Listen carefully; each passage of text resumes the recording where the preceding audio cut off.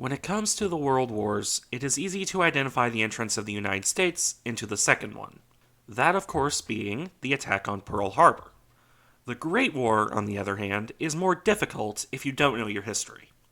It's a lot less obvious of an event, as the United States declared war on the Central Powers without any surprise attacks being involved. This being said, it would once again be in the Pacific, in an American island territory, that the first shots of the United States would be fired. Only, in contrast to Pearl Harbor, it wouldn't see thousands of lives lost, and only one ship would be sunk. In fact, it was a relatively peaceful encounter, as these things go. The scuttling of the SMS Cormoran, a German merchant raider, is how the first American shots were fired. Warning shots that killed no one, yet, nonetheless, the first shots by American forces on the Central Powers during wartime. Shots that were largely forgotten for the longest time, simply because of how uneventful it really was. This is a short story, though one that deserves to be remembered even so. As for the ship involved, the life of the Cormoran began simply enough. She was launched as a Russian merchant ship in 1909. Launched by a German yard, ironically enough, she would proceed to spend her career under the Russian flag in the Pacific Ocean.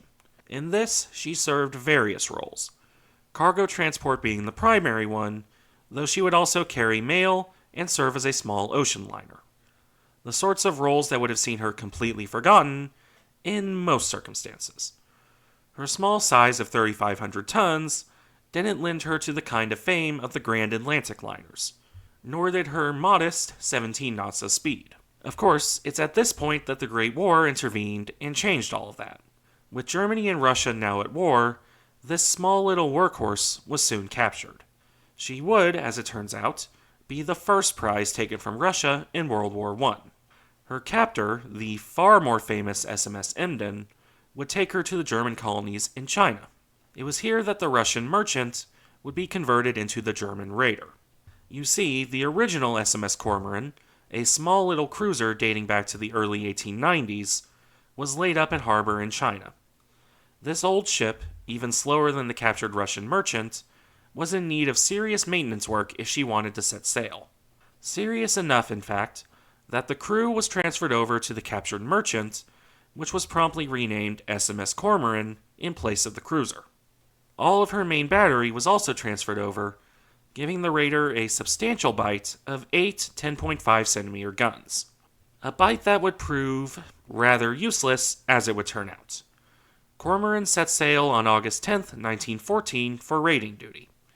Not long after that, Japan would declare war on Germany, and Cormoran was forced to avoid roving Japanese warships. And, for that matter, roving Australian warships. Eventually, she was forced to sail for neutral Guam in American territory. By the time she arrived, the raider was down to 50 tons of coal, and her crew had taken to burning both the wooden fittings and coconut husks to keep the ship moving. Understandably, her captain asked the American governor for coal, specifically enough coal, 1,500 tons, to reach German East Africa. The American governor, aware of the strained relations between the two countries, refused. Moreover, Guam was suffering a shortage of coal as it was, and the most he was willing to offer was 200 tons. Enough to, maybe, find an occupied German colony to promptly surrender to the Entente. The Germans could either leave anyway within 24 hours, or be detained. The Cormoran's captain, for all intents and purposes, chose the latter. His ship was disarmed, and his men were subjected to watchful American eyes, as the governor was a paranoid man who remained convinced they were spies at absolute best. It wouldn't be all bad for the Germans, though. Eventually, the governor would suffer a breakdown and be removed from his position. His replacement was far more kind to the German crew. Cormoran's men could come ashore and be treated as, well, guests of the United States. There are pictures and journals of these men treating the entire thing as a grand vacation. And compared to the suffering in East Africa or in Europe, it might well have been one for the Germans. Cormoran remained detained, though, not allowed to leave the harbor unless it was to avoid a storm sinking her. Of course, the good times wouldn't and couldn't last forever. As 1917 marched along, tensions began to grow. It was becoming apparent that the United States and Imperial Germany were on a collision course. One would have to be blind to miss it. The Germans began to prepare to scuttle their ship on a moment's notice, having exactly zero intention of turning her over to the Americans. So it was on April 7th, 1917, April 6th in Washington, that the United States declared war on Germany. In Guam, the harbor exit was blocked by USS Supply, as officers were sent towards Cormoran to inform the Germans of the newfound state of war. The German guests, almost celebrities at this point, were now prisoners of war. It was during this process that the first American shots of the Great War were fired. In a different boat, a barge, a group of American men moved towards the German raider. This was the prize crew, led by a Lieutenant Hall. 18 sailors and 15 Marines. While they slowly moved towards Cormoran, Hall spotted a German boat towing another barge to shore. The Germans aboard the boat, naturally, had no idea of the declaration of war and were going ashore to grab food and other supplies for the Cormoran.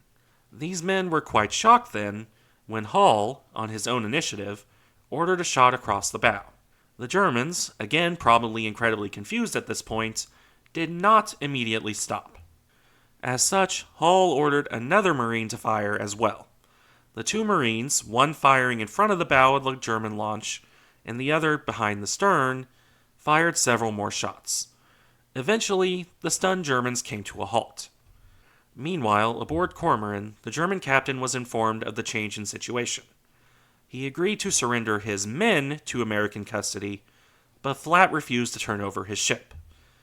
This should have been a clue as to what the Germans were planning, one would assume. After all, why surrender his crew, but say the Americans couldn't have the ship herself? To be fair to the American officers, who informed the German captain that his defenseless ship would be treated as an enemy combatant, it must have seemed quite impossible that the Germans could have scuttled the ship. Oh sure, they could try, but the Americans could get men aboard to fix whatever damage was done to piping or the like. The Germans had other plans.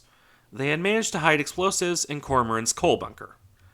These explosives would go off only minutes after the American officers left, blowing debris from Cormoran across the harbor.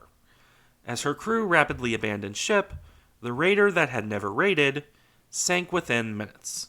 To the credit of the Americans here, they were quick to turn their boats around and release the German launch to rescue the Germans in the water. Supply would join this as well. In the end, 7 of the 370 men aboard would die. Some by drowning, some from debris, one from a heart attack.